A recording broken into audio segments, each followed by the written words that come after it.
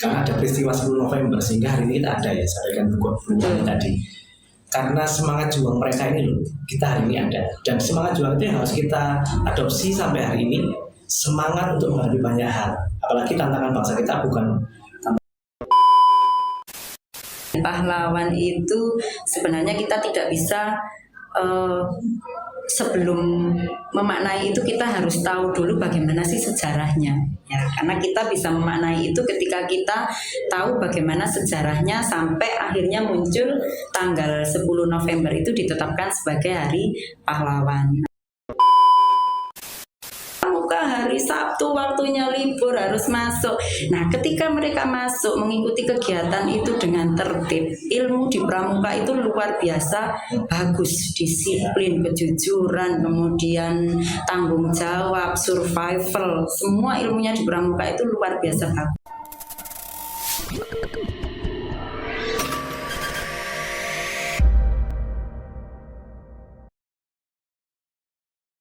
Hai, halo Sobat Turunan Podcast. Kembali lagi di Turunan Podcast, suara kita, karya bersama. Nah sahabat, kali ini kita kedatangan guru yang sangat spesial, tentunya di hari yang spesial, yakni Hari Pahlawan.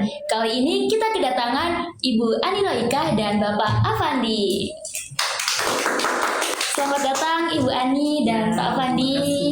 Terima kasih sudah berkenan hadir pada podcast kita kali ini. Sama-sama. Oke, jadi kali ini kita akan membahas tentang Hari Pahlawan ya Pak Bu. ya. Mungkin saya boleh tahu pendapat tentang Bapak dan Ibu tentang Hari Pahlawan tuh sebenarnya apa sih? Pendapat pribadi Bapak atau Ibu mungkin? Makna Hari Pahlawan Iya. bagi Bu Ani sebagai guru apa bagi secara umum? Mungkin secara umum boleh. Secara umum, kalau memaknai Hari Pahlawan itu sebenarnya kita tidak bisa sebelum memaknai itu kita harus tahu dulu bagaimana sih sejarahnya ya, karena kita bisa memaknai itu ketika kita tahu bagaimana sejarahnya sampai akhirnya muncul tanggal 10 November itu ditetapkan sebagai Hari Pahlawan. Nah, tapi kalau bicara sejarah itu mungkin nanti ranahnya guru sejarah ya. Jadi memaknai Hari Pahlawan itu kita ketika kita menikmati kebebasan, kemerdekaan, kemudian kita bisa merasakan hidup enak seperti sekarang, berarti kita harus mengingat, oh ternyata kita untuk mendapatkan semua ini tidak gratis ya, tidak ujuk-ujuk kita bisa menikmati ini ya, ternyata ada sejarah panjang untuk bisa mendapatkan yang disebut kemerdekaan sehingga kita bisa merdeka menikmati semacam ini. Nah, kalau maknanya Hari Pahlawan berarti kita bagaimana kita menghargai usaha, upaya untuk bisa mewujudkan rasa nikmat yang kita nikmati hari ini, itu bagaimana cara kita berterima kasih ya terhadap pahlawan-pahlawan yang sudah memperjuangkan sampai kita bisa menikmati hari ini dengan sekolah bisa enak, kemudian yang bekerja bisa bekerja sesuai dengan bidangnya. Nah, itu berarti intinya kita memaknainya itu maksimallah di jalur apapun sesuai profesinya. Seperti itu. Jadi kalau menurut Bu Ani, Ya. Makna Hari Pahlawan itu ungkapan terima kasih kita kepada Betul. para pahlawan. Betul. Kalau menurut Pak Afandi? Menurut saya adalah bagaimana kita meneladani sikap para pahlawan untuk rela berkorban bagi negara. Jadi sebagai orang-orang yang hidup di zaman sekarang, bagaimana kita mengisi kemerdekaan dan hal yang positif supaya bangsa kita ini bisa menjadi bangsa yang lebih luar biasa lagi. Oh iya Pak. Emang betapa pentingnya sih Hari Pahlawan bagi kita di masa saat ini? Ya, karena ada Hari Pahlawan, karena ada peristiwa 10 November sehingga hari ini kita ada ya, sampaikan buku tadi. Karena semangat juang mereka ini loh, kita hari ini ada. Dan semangat juang itu yang harus kita adopsi sampai hari ini, semangat untuk menghadapi banyak hal. Apalagi tantangan bangsa kita bukan tantangan yang kecil ya, tantangannya besar, dan dalam negeri juga dari luar negeri. Sehingga bagaimana semangat untuk mengisi kemerdekaan dengan hal yang positif, membangun bangsa, menciptakan generasi emas tahun 2045 itu harusnya tetap ada dalam kita. Begitu. Kalau cara Bapak dan Ibu menanamkan rasa semangat untuk murid-murid di sini itu kira-kira bagaimana Pak? Kalau saya dulu ya, Iya. dalam pembelajaran pendidikan Pancasila, kan sekarang ganti pendidikan Pancasila, ada beberapa materi-materi yang di dalamnya mengajarkan tentang bagaimana ditumbuhkan rasa cinta tanah air. Contohnya dalam materi Pancasila gitu ya, bagaimana di dalam 5 sila yang ada di dalam Pancasila itu kan semuanya mengajarkan untuk kita ini meneladani dasar negara tersebut, cara hidup kita, sebagai pandangan hidup kita. Sehingga contohnya lah dalam upacara bendera, bagaimana siswa ini diajarkan untuk sikap sempurna saat pagi menyanyikan lagu bangsa Indonesia Raya, lalu saat berdoa. Makanya gak heran kan kalau pagi saya harus keliling supaya semua itu ikut berdoa. Jadi kadang-kadang untuk hal yang baik itu perlu dipaksa.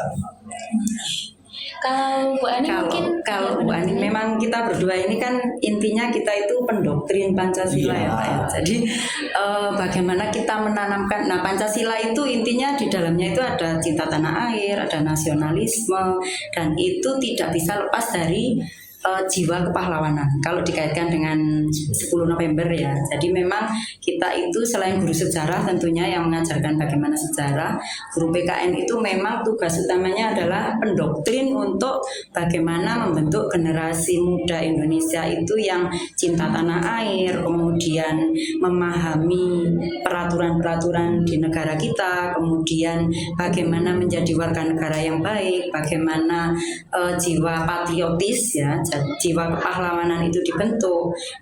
Mungkin memang kalau misalnya apa sih jiwa patriotis sekarang kan sudah tidak butuh ya, sekarang kan sudah tidak butuh, orang kita sudah merdeka, kan banyak yang berpikir seperti itu ya. Tapi bagi kita guru PKN itu sampai kapanpun jiwa patriotis itu akan tetap dibutuhkan selama negara ini ada atau selama manusia ada. Karena ketika jiwa patriotis itu sudah tidak dimiliki generasi muda, itu negara akan menjadi lemah. Ketika negara lemah, maka potensi negara kita untuk dijajah negara lain itu luar biasa besar. Dijajahnya bukan sekarang kita sudah canggih, persenjataan canggih, kemudian peralatan tempurnya sudah canggih. Sekarang penjajahan itu bukan lagi penjajahan fisik ya, seperti dulu kita gencatan senjata atau mungkin ketemu terus saling tawuran atau apa. Sekarang sudah bukan lagi seperti itu. Kalau jiwa generasi muda kita itu sudah patriotisnya sudah tidak ada, ketika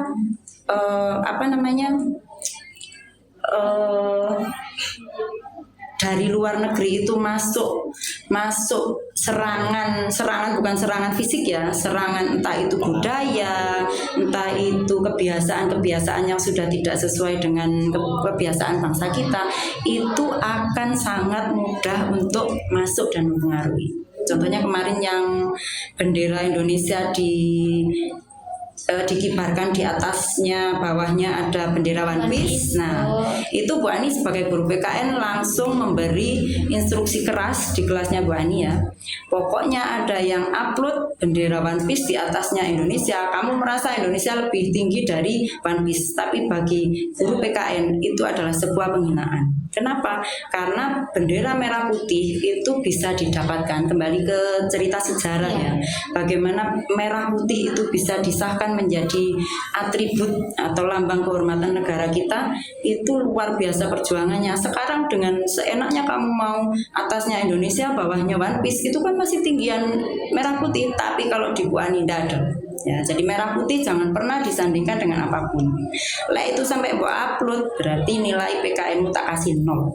Itu bagian dari doktrinnya Bu Ani dalam rangka menumbuhkan nasionalisme, patriotisme. Jadi sudahlah, bangsa Indonesia itu ya sudah, ini kebanggaan kita, jangan dibanding-bandingkan, atau jangan ketika pemerintah itu jelek terus semua dianggap jelek semua, merah putih juga jelek, Pancasila jelek, kemudian Garudanya juga jelek, dihina-hina, itu enggak boleh. Ya, jadi untuk kita guru PKN memang kita pendoktrin itu. Jadi selalu mendoktrin siswa agar selalu cinta Indonesia dan tidak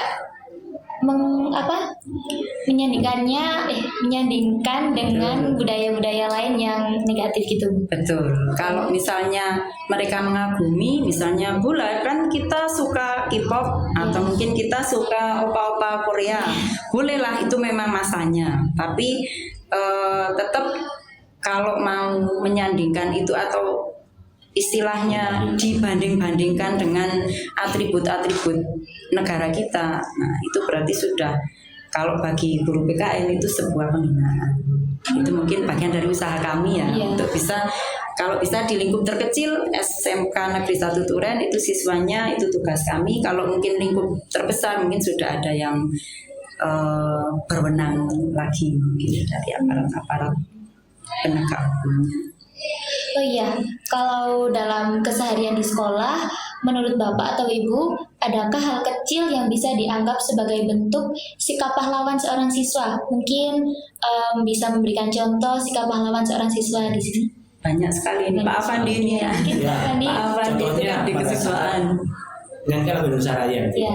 Walaupun ada di kerumunan banyak orang, karena kan setiap pagi kan sekitar 1.500 orang. Jadi orang yang punya jiwa pahlawan itu ditunjukkan dalam sikapnya. Contoh, waktu dia menyanyikan lagu Indonesia Raya, walaupun nggak ada yang lihat, nggak ada yang mengawasi, dia tetap pakai sikap sempurna. Dia menyanyikan dengan suara keras dengan seperti kebanggaan. Itu yang pertama. Contoh yang kedua, bagaimana dia ini menjaga kebersihan lingkungannya. Kan itu juga wujud cinta kan ya, patriotisme. Dia cinta dengan sekolah, maka dia harus menjaga kebersihan sekolah. Lalu yang ketiga, dia belajar mentaati peraturan yang ada, menaati itu sesuai. Itu kan juga contoh-contoh. Dan banyak contoh yang lain. Kalau sebutkan satu-satu nanti cukup.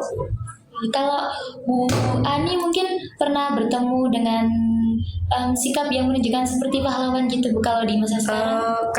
Kalau kita bicara sikap yang menunjukkan seperti pahlawan itu, mungkin kita bayangkannya itu kayak pahlawan itu kan harus perang ya, harus berjuang melawan penjajah. Nah sekarang kan berarti sudah tidak butuh. Nah, anak sekarang itu jadi harus ditanamkan bahwa sikap patriotis itu bukan lagi angkat senjata untuk perang. Jadi bagaimana sikapnya patriotis itu kan cinta tanah air. Nah, Bu Ani kalau di kelasnya Bu Ani selalu menjelaskan cinta itu, yang namanya cinta selalu butuh pengorbanan. Nah, itu bedanya patriotisme sama nasionalisme. Kalau nasionalisme hanya semangat kebangsaan, kita berempati, kita menunjukkan kayak merinding ketika Indonesia Raya dikumandangkan, itu sudah nasionalisme. Tapi ketika patriotis itu sesuatu yang nggak enak. Kenapa nggak enak? Karena itu membutuhkan pengorbanan. Contoh patriotis itu kan bayar pajak kalau warga negara. Tapi kalau siswa ikut pramuka, kegiatan pramuka wajib misalnya Pak Afandi ya, kegiatan pramuka wajib itu enak enggak? Sebagai siswa itu Bu Ani kalau lewat itu mesti aduh Bu, pramuka hari Sabtu waktunya libur harus masuk. Nah ketika mereka masuk mengikuti kegiatan itu dengan tertib, ilmu di pramuka itu luar biasa bagus, disiplin, kejujuran, kemudian tanggung jawab, survival, semua ilmunya di pramuka itu luar biasa bagus. Dan ketika mereka masuk mengikuti itu sudah Bu Ani anggap ini loh patriotis.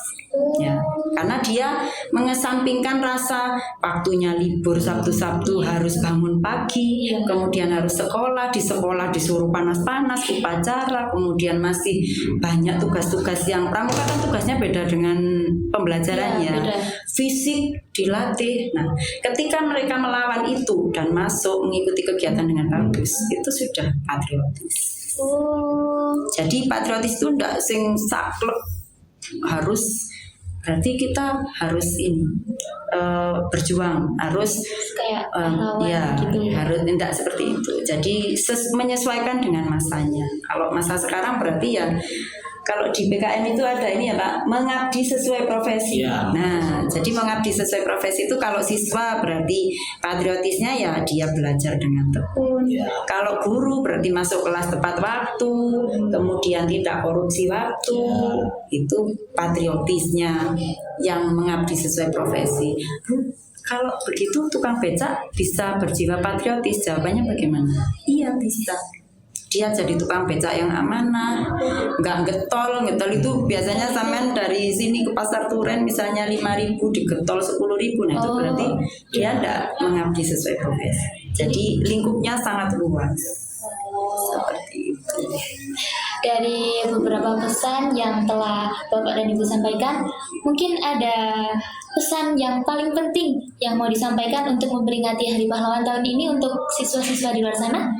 Mungkin dimulai dari siapa? Intinya jiwa patriotis itu akan terus dibutuhkan selama manusia dan negara ini ada. Ya. Apakah patriotis itu harus sejarah? Tidak. Ya. Sejarah memang sudah menunjukkan bahwa mereka, para pahlawan kita itu sudah patriotis di masanya. Tapi kita hari ini, kita juga harus bisa patriotis di masa kita. Kalau kita siswa berarti harus bisa menunjukkan patriotis sebagai siswa, belajar dengan tekun, berprestasi, membanggakan sekolah, membanggakan keluarga, membanggakan negara kalau bisa di level internasional. Nah itu berarti kita patriotis. Kalau Bu Ani sebagai guru berarti bagaimana Bu Ani membawa dirinya Bu Ani dengan sebaik-baiknya, itu juga disebut patriotis. Seperti itu. Kalau Pak Afandi? Generasi muda adalah generasi penerus bangsa. Akan ada waktunya generasi Anda yang akan memimpin negara ini. Jadi persiapan diri sebaik-baiknya dengan pembelajaran yang ada, dengan teori-teori yang telah didapatkan, dengan Pancasila, supaya saatnya nanti menjadi pemimpin negara ini menjadi pemimpin yang sesuai dengan Undang-Undang Dasar. Jadi jangan sampai kita terbuai dengan budaya asing yang masuk, dengan sosmed kita, dengan TikTok yang ada, Instagram dan sebagainya. Itu kan mau tidak mau pengaruh-pengaruh asing itu kan masuk dengan cepat ya, mempengaruhi banyak anak kan sekarang kalau nggak ikut-ikutan tren katanya kuper, katanya kuper lah, katanya ini akhirnya kan muncul banyak sekali. Tapi generasi penerus bangsa seharusnya tetap menjaga Pancasila itu dalam dirinya. Saya percaya kalau dia itu belajar Pancasila dan itu sudah mendarah dalam hidupnya, karakter-karakter yang keluar dari hidupnya itu ya karakter Pancasila itu sendiri. Itu yang nantinya bisa memimpin bangsa ini menjadi bangsa yang lebih hebat dibanding generasi yang ada sekarang. Memanfaatkan teknologi yang ada. Jadi teknologi itu bukan dipakai untuk hal-hal yang mementingkan diri saja, tapi lebih dari itu teknologi dimanfaatkan untuk membangun negaranya. Saya percaya kalau orang itu seperti gini ya, anak kecil diajari tentang ilmu agama, bagaimana dia menjaga dirinya dengan ilmu agama. Saya percaya walaupun pengaruhnya luar biasa, dia akan tetap kuat. Filternya adalah agama tersebut. Pancasila itu kan terdiri dari 5 sila, salah juga agama dan sila keduanya. Jadi saya berharap generasi ini bisa belajar memaknai Pancasila, memahami lah awalnya, lalu memaknai Pancasila dalam hidup sehari-hari. Sehingga sampai kapanpun dia akan menjadi generasi penerus bangsa yang hebat, yang handal. Apa yang diinginkan pemerintah tahun 2025 sebagai masa keemasan itu benar-benar bisa tercapai. Nah, sahabat, ternyata Hari Pahlawan sendiri memiliki makna yang sangat mendalam. Dari obrolan kita tadi, semoga dapat memberikan tambahan wawasan bagi kalian. Jangan lupa like, komen, dan subscribe, dan sampai jumpa.